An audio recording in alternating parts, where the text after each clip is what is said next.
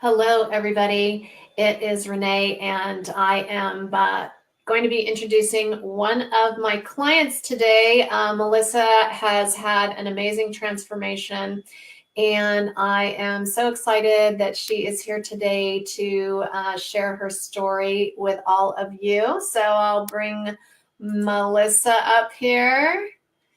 And here she comes. There she is. Hi. Hey, Melissa, how are I'm you? doing well. How are you? I'm good. Yay. So, Melissa has lost a total of 125 pounds. Yes. It's All crazy. right. Yes. I A whole know. person. It's so awesome. And we're gonna just really be sharing her whole story. So 80 pounds of it was using Ideal Protein and our clinic. Yes. So our coaches and all of that. But she started before that using OptiFast, the OptiFast program that she purchased through the Kaiser program. Is that right? Right. Exactly. Exactly. Okay, so let's just start with tell us about how you finally said, okay, enough is enough, and went out and searched for the OptiFast program. How you decided on that program? Yeah. So I was, let's see, I guess it was a little over 2.5 years ago.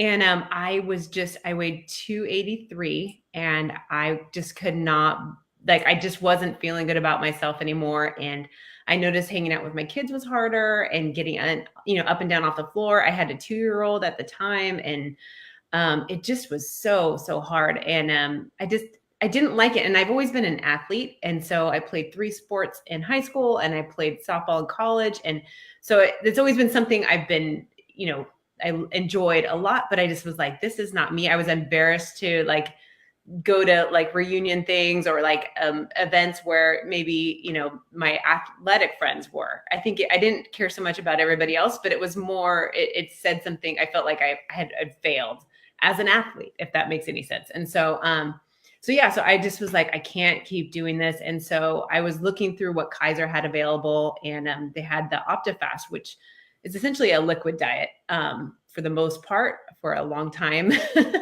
And so you're drinking shakes, and you are, I think you get 1 bar a day. And then, and you are committing to doing, it's supposed to be like a year program, but really you're only on full liquid diet for about 3 months.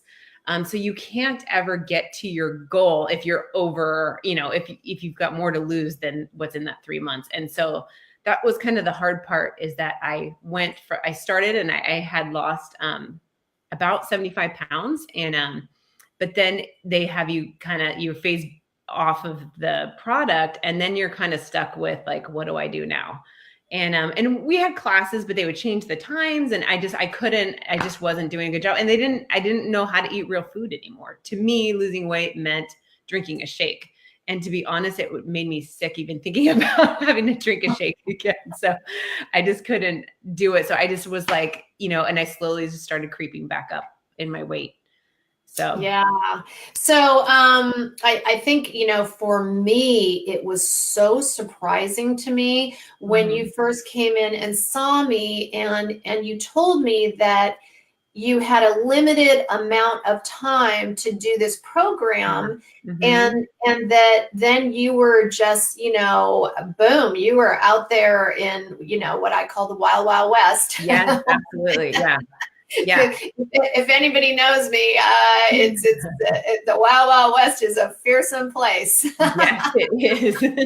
Well, especially when you're drinking shakes all the time, the world just opens up way too big, too fast. So, yeah. Yeah, and I like what you said is I thought that having a meal was drinking a shake, right. And that's how your Thanksgiving meal was drinking a shake. Oh, yeah. Oh, poor you. Oh, it's okay. So then tell us, how did you find Ideal Protein?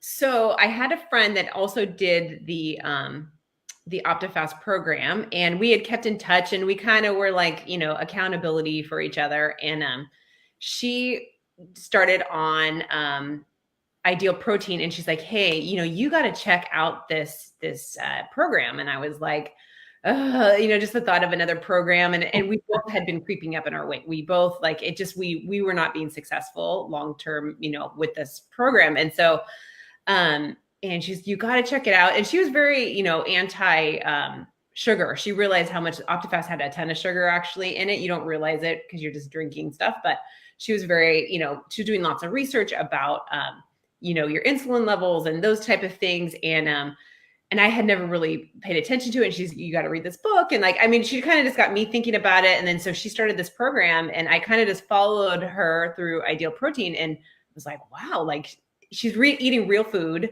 for the most part. And she's, enjoying it, and she's dropping weight, and she's feeling good, and she was active, and it was really inspiring. So I was like, I got to check it out. And so I made an appointment with you, Renee, and that's kind of where it started. Yeah. And it's always interesting to me. And like I told Melissa, when I have someone, that is, like Melissa came in, she did the program like clockwork. She never deviated. Every week she had a smile on her face. She was just gung-ho. And those are the clients that actually scare me, because when we get to the maintenance phase, oh man, we got some problems going on, because it's you're no longer like, Melissa knows how to live in the box and how to just push through and do the program. And we'll talk about maintenance in a little bit, but I kind of wanted to go over some of the things that you sent me.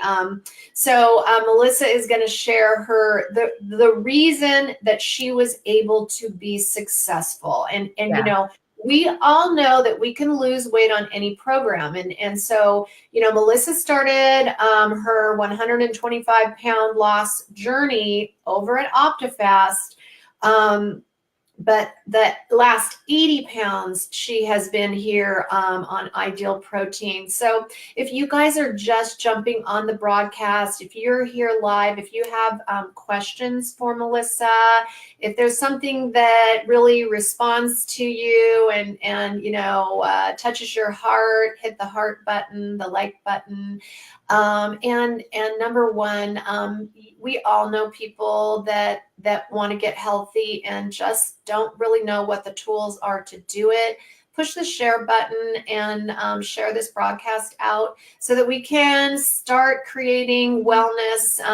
My goal is to create as much wellness in my local community as I can. We with Facebook, we're able to share that and really create wellness throughout the world. That's really why Melissa agreed to come on here, is to really share her story and inspiration and to motivate other people to change their lives. So Melissa, tell us a little bit about your family and kind of like the stuff that you do every day and how you integrated yourself into the family with what you were doing. Yeah. So I think a big thing, so I've got 3 kids. I've got a 9-year-old, a 7-year-old, and a 4-year-old. And we're very busy, lots of sports, lots of Girl Scouts and, different things like that. I think for me, that was hard. I think at first I remember I had posted a question one time on one of the Facebook groups about like, how do you, cook for your family and cook for yourself at the same time? Because I felt like I was going a little crazy. Like I felt like I was doing 2 meals all the time. And there's one woman, like she hurt my feelings a little bit at first. She said it. She was like, why are you doing that? You should not be cooking 2 meals for your family. Your family can eat what you're eating. And I kind of like had this epiphany, and I was like, you're right. Like, why can't my kids be eating way more vegetables? And why can't they be eating healthy proteins and cut down on the pasta and that kind of stuff? And they do need, carbs and things like that. But those are easy things to kind of, add on the side once in a while. But yeah, so I had this epiphany. I'm like, yeah, I don't need to be cooking as much, double meals and that kind of stuff. And so, yeah. And I'm working part-time right now. So, I'm normally a full-time high school English teacher, but now I'm subbing right now. So kind of coming up with how to meal plan for that too, and what I'm taking to work. Cause you guys know, there's teachers don't have long lunch breaks, and you don't have lots of time to, you know, plan, or, you know, you have to bring things with you. You don't always have access to a microwave as quickly as you want. And so, so it just kind of, that was a new challenge for me, was I was getting back into teaching and things like that. But I think planning has been big, in figuring out like, okay, what's the goal for the week? How am I going to eat? I used to actually make, and I'm trying to get back to this place. I do an entire month calendar of all Wow. the meals for the whole family. Yeah. And it really, really helped me. That was and I felt less stress significantly when I did a full calendar for the month. And at least it was kind of suggestions, if that makes any sense. It didn't always happen exactly the way I pictured it. And I kind of took into consideration our schedule, but then I wasn't going to the store all the time. And I didn't buy for the whole month, but I would buy for the week. And then there were some nights where things just didn't go the way we'd planned, and we ended up having to stop and grab something or whatever. Like, we made accommodations, but I still had the food for that. So I knew that I could move it to another night. And it really helped my stress level, and just planning as a busy family. So Yeah, those are great strategies. In moving into ideal protein, and I think some people sometimes, and this is a time of year when a lot of people are starting on the program and right. feeling like, how did you feel when you first got your initial packet and you knew, oh my gosh, I've got to do 4 cups of veggies, I've got to get this protein prepared, and then I have these other meals I got to do, and I've got to eat every 3 hours, and I got to take my supplements and I have to drink my water. How did you start integrating all of that? That felt super overwhelming at first, because I'd never eaten that many vegetables in my entire life. So it was really challenging for me to figure out how to do that.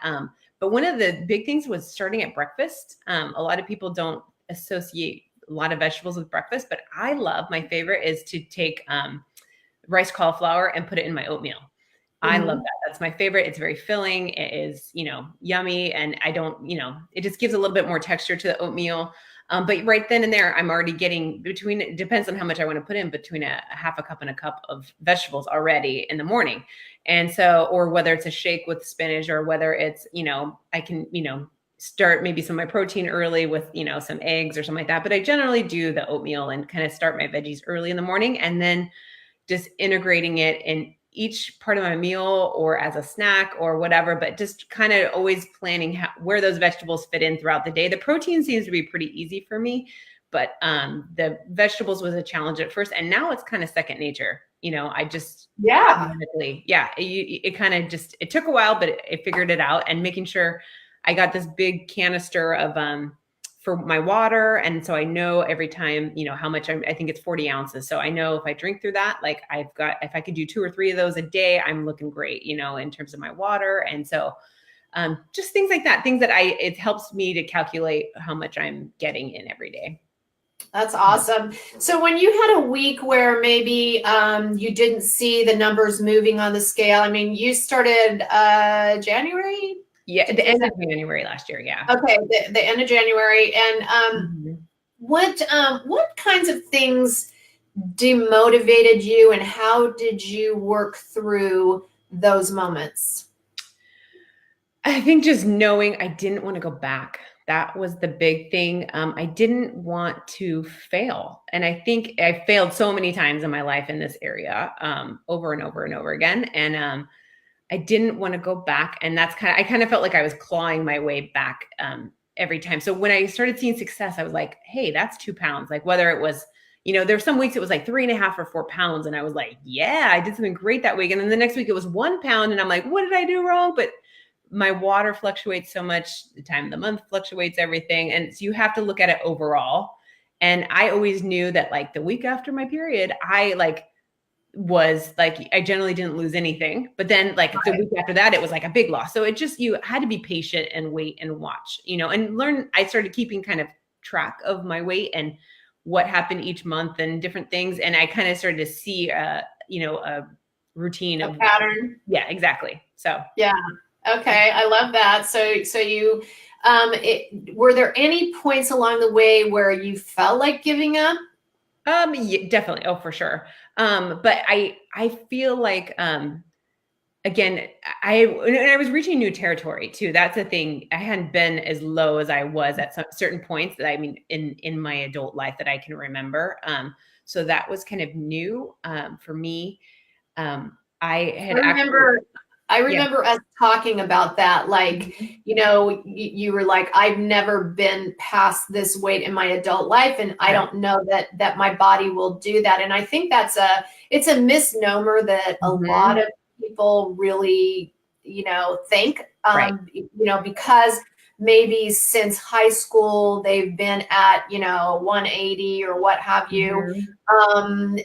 They just think maybe my body can't do that. Right. Yeah. But it's not true, right? Right. Exactly.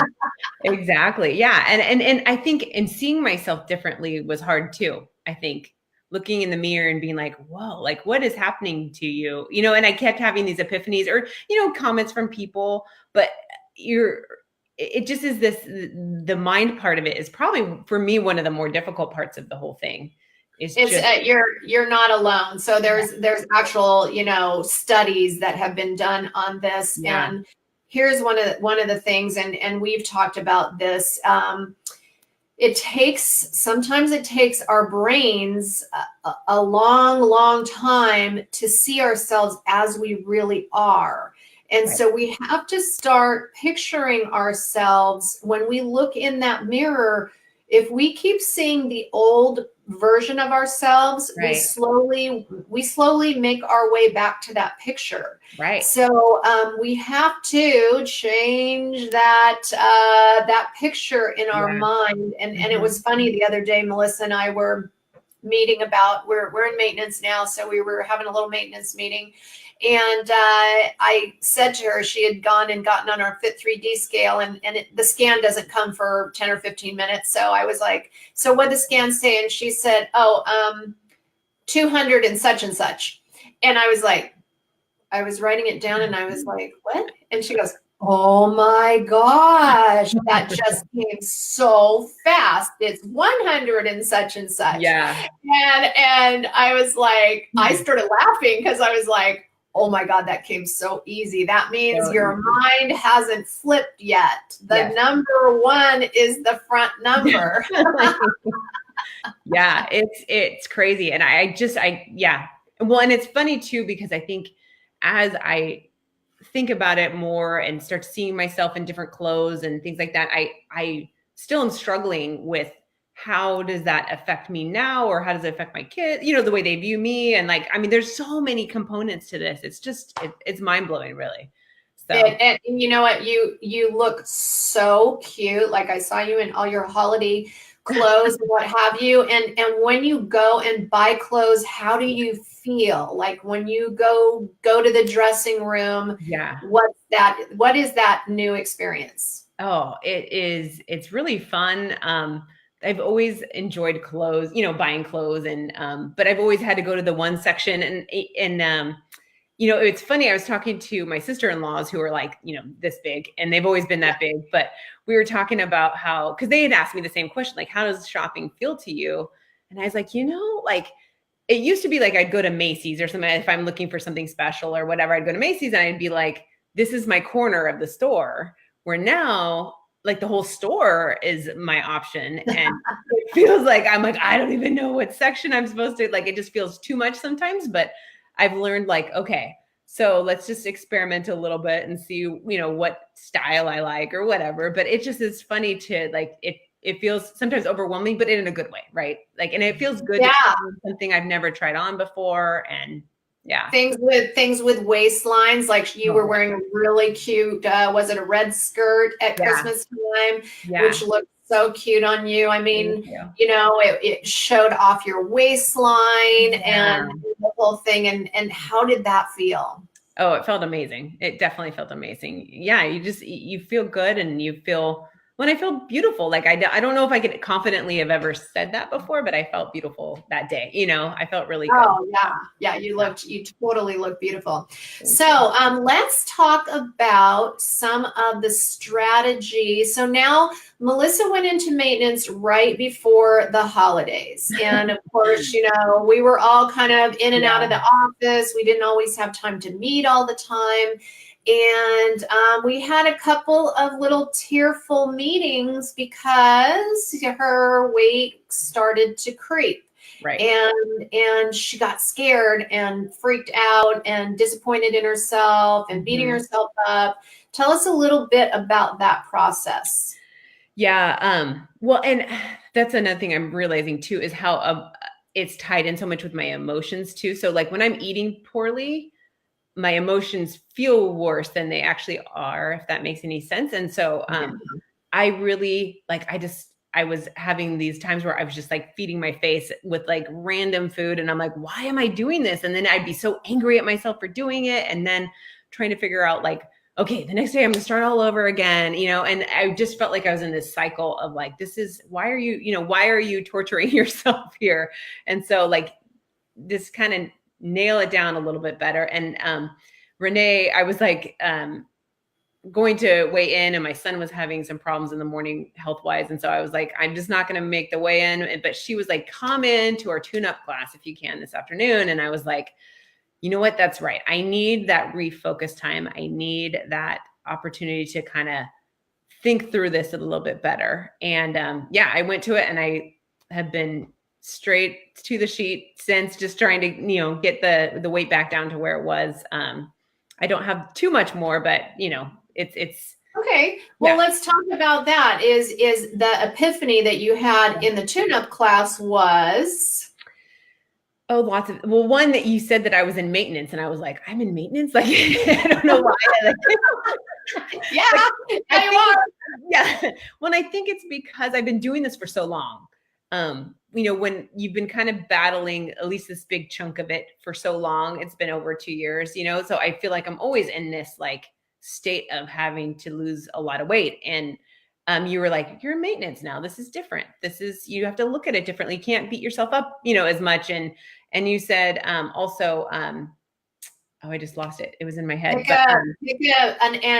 end date. Yes, that was it. That's exactly. You were like, you need to pick an end date. And I was like, oh, you're right. Like I can have an end date to this because it doesn't feel like it's forever. So that was so she wanted to, over the holidays, about 10 pounds came back. And come on, let's face the fact. She lost 125 pounds. 10 pounds is less than 10%. Right. And it's natural for our bodies. Her body was used to being at a certain weight for a very long time. Right. So we have to be patient with our body as it learns what its new normal is, right? Exactly. So this is your new normal.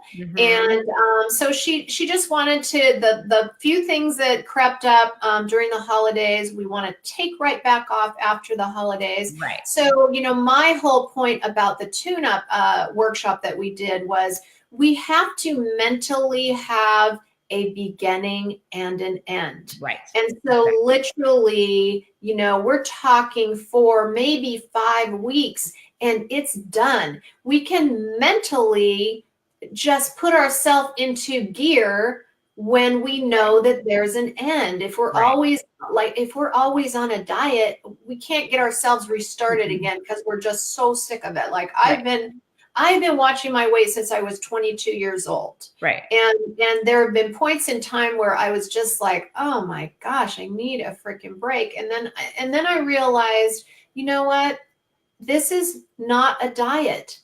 Right. This is a lifestyle. So then, each step along the way, we have a little bit different epiphany as we keep educating ourselves and keep transitioning to the next place. So in maintenance, tell us, so we talked about a few tips for success. Number one was having a coach. So how, in doing a different program initially and doing the ideal protein protocol afterwards, what made having a coach make you successful? Oh, just I mean, one, being able to contact you if I need you. You know what I mean? Like, not like right now, but I meant like within a week, I was able to contact you and say, look, you can sense already that I was feeling overwhelmed with like trying to like figure out how to get back. And yeah, and just being able to have that a sit down talk with you, and to just know that somebody's in your corner and that you're not going to beat me up. I do enough of that myself, like, so you're there to encourage me and to kind of make sure that I keep things in mind. And I mean, and you actually took it, it's funny because I think as someone trying to lose weight, you're always thinking that your coach is going to like, and I don't know if I've ever felt that way from you. Like sometimes you're like, okay, like good reminders, but I think we're all so afraid that we're going to get yelled at because it's just a common thing. I mean, whether you're weighing in at Weight Watchers or whatever, you fear that like, ooh, they're going to get mad at me. And yeah, which is why people don't show up for their appointment, because they think that I had someone say to me the other day, like, I don't want to disappoint you. Right. Exactly. You're not disappointing me. Right. I'm here to help you, to motivate you, to, this is supposed to be a supportive environment. So, my thing always is whether you want to show up or not, show up. Right. Because every time you're going to show up, you have some sort of success along the way. And all those little successes add up to the big success, which is, over time. And now, you have your big success. You've lost 125 pounds and owning that and seeing the new you and enjoying the new you. And so the next one that you said was accountability. So having friends to text and the Facebook group. So let's talk a little bit about the Facebook groups and kind of things that helped you and things that may not have helped you. Yeah. I get a lot from like, what's funny because like, if on Facebook, you're able to kind of like take in as much as you want or not as much as you want. Does that make sense? And so, like if I'm feeling like I need some encouragement, I read through the stories or questions that people have. But it's funny though, when I was not doing well, I noticed that I did not want to read any of those stories because I didn't want to be reminded of what I was doing wrong. And so like, that was a check in my head of like, usually you enjoy doing this, so that's kind of a funny thing that, I can tell when I'm not doing great. And so, so it's just a good reminders. I like to see people's journeys and we're all in this together. And I think that's kind of what we're all struggling. We all have struggled with our weight. We all have had eating issues and things like that. And so it's kind of nice to know that you're not alone, Yeah. And I think sometimes we do feel very lonely in our world, and we tend to, particularly this time of year, we tend to kind of become a hermit and stay at home. And, then we get tired of what we're doing, and then we go, oh, screw this. And I'm just going to go for it and go to pizza anyway. So, understanding, having those support systems in place. And I know you had a very good friend, Jennifer, that you guys could talk and collaborate. She was watching you along your way, and you were helping her out because she came on after you. So, having that friend that actually supports you instead of puts you down. Did you ever have family members or people close to you that made comments that may not have been so kind? Definitely. I've gotten some kind of a backhanded compliments that are kind of funny. Like I had, my mother-in-law was like, "Oh, you're so pretty now." I'm like, "Oh, wow. Thank you." Like, I wasn't quite sure. But stuff like, you're like, "Well, what did you think of me before?" But I get clear. understand the behind it, but it also made me question, like, well, what did they think about me beforehand, and what were they talking about before, that kind of stuff. And I know that people were concerned, especially when I was at my heaviest, like my health and the impact on, being able to get around with my kids and that kind of stuff. So, but yeah, it's just kind of funny, those little things. And the other thing that's been really good is I've been trying to be open really with everybody about it. Like, not making it my private journey, but like all of my friends know what I'm doing. I have friends that even moved away, and we do the Marco Polo app. I don't know if you've heard of that before, but it's No, I haven't. I love it. You can leave videos for your friends. And so we don't have to worry about like time, like matching up on time, like to talk. We just leave videos for each other. But she I struggles. like that. We love it. That sounds right up my alley. Totally. It's exactly. So yeah. And so we leave messages for each other, and we talk about our weight, we talk about everything. And so just having that accountability with people that are even on the program too, is just them knowing what you're doing and like, hey, how's that going? Or those kind of things. So it helps. Yeah. So I do have a few clients, not a ton of them, but I do have a few clients that absolutely do not share with anybody. Right. I would say the majority of my clients share with a couple of people, right, but don't really share their journey out there. What is your biggest piece of advice about becoming, how was it easy for you to start opening up your story to people? Obviously when people started seeing my weight loss, that became like, it was kind of like the elephant in the room, like kind of literally, but like the weight loss started coming off, and people were like, whoa, what's going on? And it's interesting too, because the lower weight you get, like 10 pounds makes a huge difference, right? Like in your weight versus like 10 pounds when I was at 283, no one noticed probably for 30 or 40 pounds that I lost anything.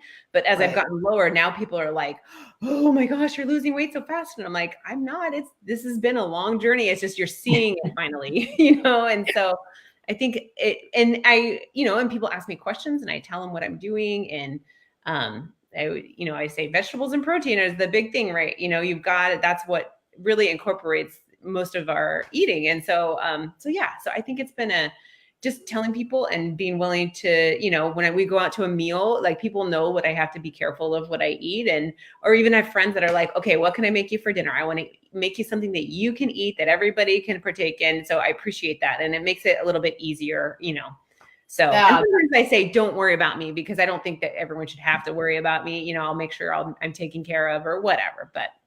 Yeah, that's it's so nice to have supportive friends. I have some clients that nobody's supportive of them, and I always feel for them because they're living on an island. So it's awesome that you had supportive friends. How did you handle? I don't know if are you a drinker? I can't remember. I'm not big on it. No. Okay. That's one of the things that's been easier. I mean, my in-laws, they are big drinkers, and I think they feel a little offended that I don't partake with them. But for me, it's one of those easy things I can cut out of calories that doesn't bother me. But I do miss, going out for swirls with the girls or that kind of stuff. But I usually just get a sparkling water or something like that. That hasn't been super hard for me. And you still participated, right? What? Oh, you didn't going out. Yeah. Absolutely. Yeah. I didn't cut myself off from social activities. I made sure I was there as much as possible and did as best as I could, So that's awesome. And was that hard for you to do initially, to go out with friends and they're eating pizza and you're sitting there with your salad? Like, how did you handle all of that? Yeah, definitely was hard.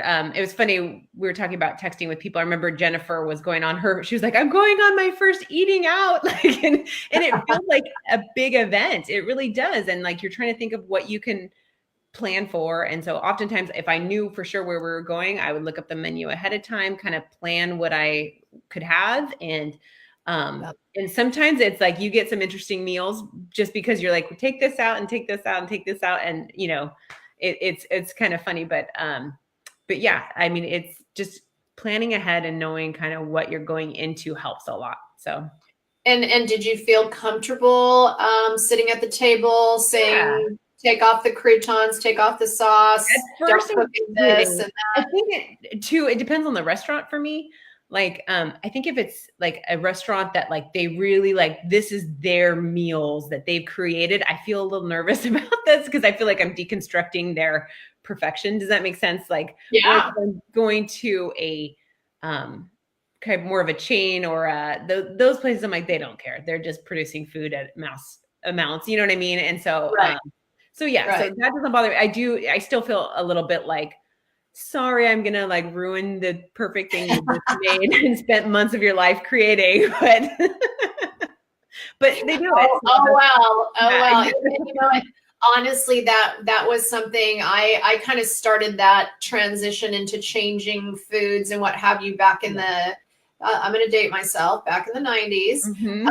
So about 20 some odd years ago. And, you know, it's just second nature to Yeah, me yeah, now. And it just became, it's just how I eat. right, And so, you know, when you make, we have little, you know, stepping stones along the yeah, way where we start just being what we are, you know, right, instead of, oh, I can't have that. It's more to me, it's like, I don't want that. right, No, take that off of yeah, there. And yeah, I'm gonna get a stomach ache from that. right, right, exactly, exactly, exactly, So, you know, you start owning it as your own meal plan, like, right, you know, right, and I think that's hard for a lot of people, especially when you've been all in for a long period of time and right, you used food as everything. right. On that note, how do you disconnect your emotions and food? How have you, you know, changed your relationship with food? I think I'm still working on that, to be honest. Like you were saying, like when I'm on the program, it like I just kind of create this like, box that I'm in and I'm like, this is where I live and this is how it works. But when I'm off in maintenance, I constantly have to remind myself, okay, why are you wanting this? What is, and so my emotions definitely play a huge part of that. And that's always been my go-to, right? Is food. Like this, Right. ice cream is going to make me feel better. And it, for like 3 seconds it does. And then I'm like miserable and mad at myself. And, and that's not worth it to me. But Yep. trying to figure, yeah, that balance is really hard. And, well, and two, And that really honestly that really becomes what happens. I like your right, words. That's not worth it to me, and right, and and that's exactly how I live my life and maintain my 65-pound loss, right. is because you know, I look at the menu and yeah, there's a lot of things I like on there. Mm-hmm. And certainly it would be fun to, you know, eat what I used to eat, cheese filled, deep fried jalapeno poppers dipped in ranch dressing. But it's not worth it to me on a couple different levels. I know I'm not going to feel good afterwards. I Right, know that probably I'm going to make myself sick. And I also know that I'm going to gain weight. right, So on a couple different levels, it's just right, not worth it to me. right, right, So I make different choices based on it's just not worth it to me. right, right. And so yeah, it's Yeah, and again, getting away from that thought process of I can't have, oh, I can't have that, I can't have that. You can right, have anything you want, right? Remember right. when I said that to you? No, no, no, no. You Yeah. can have anything you want. Yes, it is. Are It's you just, sure you want this? yeah. Well, I think too, as a parent and what I'm modeling for my kids or trying to, like even my husband loves to bake, loves to Oh, bake. And it can be difficult at times. I mean, it's just his creative outlet. And so like, I want to honor that, but at the same time, like, then we're feeding it to our kids. Right. And so then we have this balance and I've had to, he's kind of trying to trim down the last couple weeks he doesn't gain a whole lot of weight, but like he's been trying to trim down and he's cut out the desserts. And I just was like, we really need to make desserts again, that it's a once a week treat or it's a, you know what I mean? Versus yeah, like an yeah. everyday event, like, and I don't know how we got to that place in our lives, but yeah, just Well, like setting a better example. I think a lot of it stems back to how we were raised, you Right. know.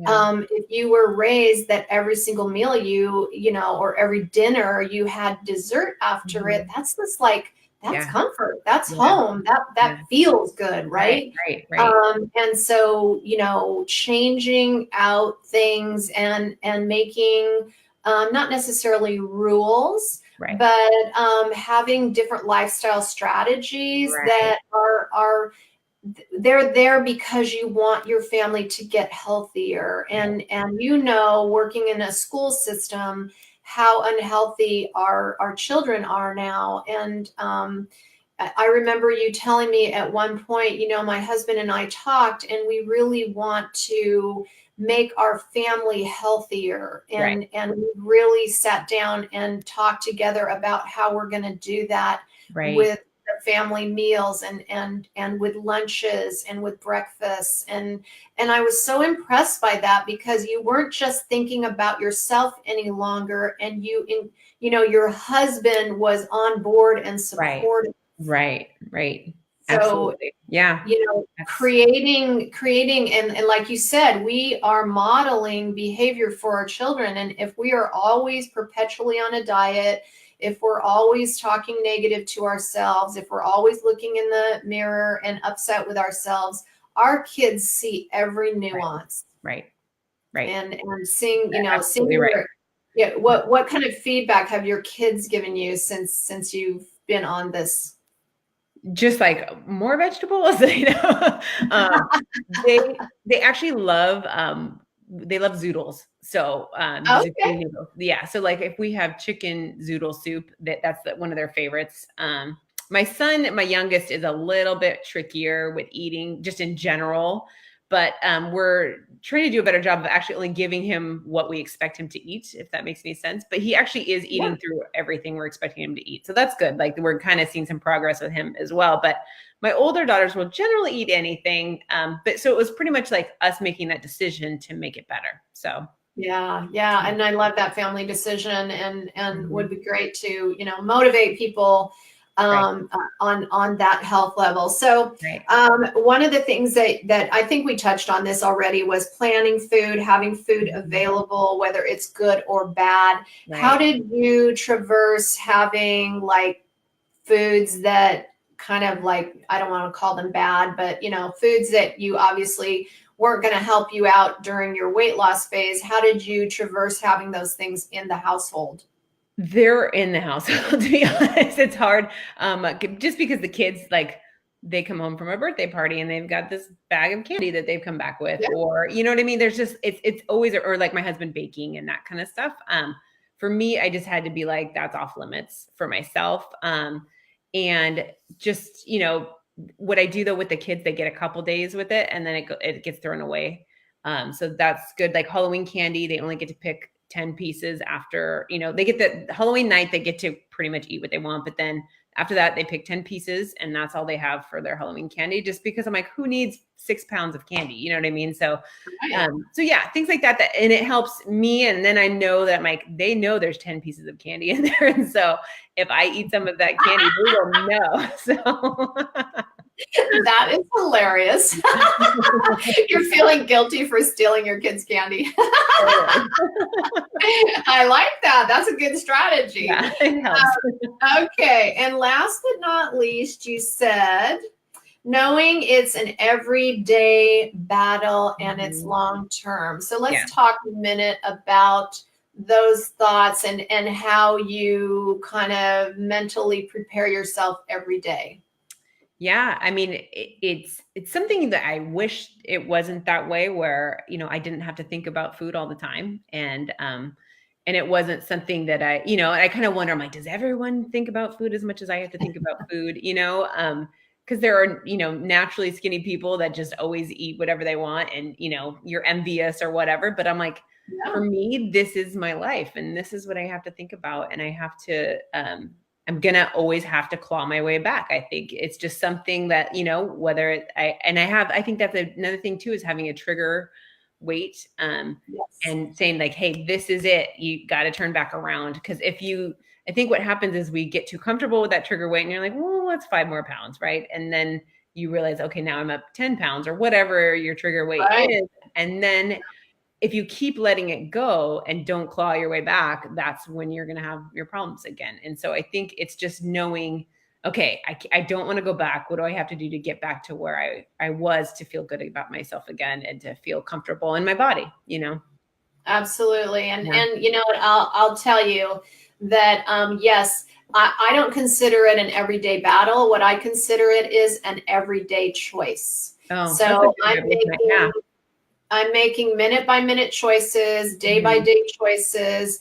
And the cool thing is that over time, and I've done a lot of stuff. I've gone to counseling. Right. I read constantly, Right. and I try to at least, sometimes I read, things that just make my mind disconnect, some story that's Right. cool or whatever. But I always make sure that I offset that with a good for me book. Right. So, Right. and I listen to a lot of like Audible books and what Right. have you. So, Mhm. understanding that we have to continuously educate ourselves, and also recognizing that over time, I can remember a time when this is in my mid or my younger 20s when I Mhm. first started my first business at 24. I was working 12-hour days, 6, 7 days a Wow. week. My reward was food. Mhm. So, I couldn't wait to have I'd go in at like 5 a.m., around 8 a.m. I'd go down to the diner, I'd have this Right. big meal, and then I couldn't wait to figure out what I was going to have for lunch, a big Right. Monte Cristo sandwich with Right. fries, dipped in everything, some Right. Thousand Island dressing. And then in the evening time, some cocktails, dinner, and all of that. So I thought about food constantly. Right. So here's the good news. I hardly think about food Oh, anymore. In fact, that's good to it's know. almost like it turned. Yeah. So it's almost like an effort. So I have to Yeah. make sure I always have, my groceries and all that. Right. And a lot of times I use services to deliver things to me Right. because I'm too busy. So here's the good news. It flips. Yes. That's good to know. And it may take a while. Yeah. I And think it will. changing that relationship where food just becomes fuel. So it's just all it is it's fueling my day so I don't get hungry, I don't get low blood sugar, I Right. don't feel crappy. Right. And I get enough calories so my body doesn't go into a holding Right. pattern, and Exactly. Right. just you and eating enough vegetables so that my body works properly. Right. Right. Exactly. All good things. It's all good. So that's really the takeaway. Yeah. Yeah. So Melissa, thank you so much. I want to bring your picture up one more time and tell us like the timeline from the left side to the right side. So the left side, that was like September 2017, I think it was. No, 2016. Yeah, because that's been, yeah. And then the picture on the middle was end of January last year. So that would Okay, be when you first 2018. started Yeah. Ideal. Yeah. And then the picture on the right is, I think it was that October. I think it was Yeah. October. Yeah. Yeah. So So, crazy. awesome. Crazy. And Lori says, very motivating. Thanks, Lori, for Glad. jumping on and saying that. Do you have anything else, any other tips that you feel like you want to share with our listeners? I don't think so, other than just keep on keeping on, like it's something it's not going to be perfect all the time. And just to keep trying and do your best and love yourself for who you are and both inside and out. And I think that that's the best that we can do, I So, love it. Yeah, yeah. I'm all about self-love. Yeah. All right. All Well, right. thank you so much, just for sharing, for being open. I'm sure this broadcast will go out to a lot of people that it will motivate, and Good. if we can change a couple people's lives and keep them on track and Right. answer some questions, that's what we want to do.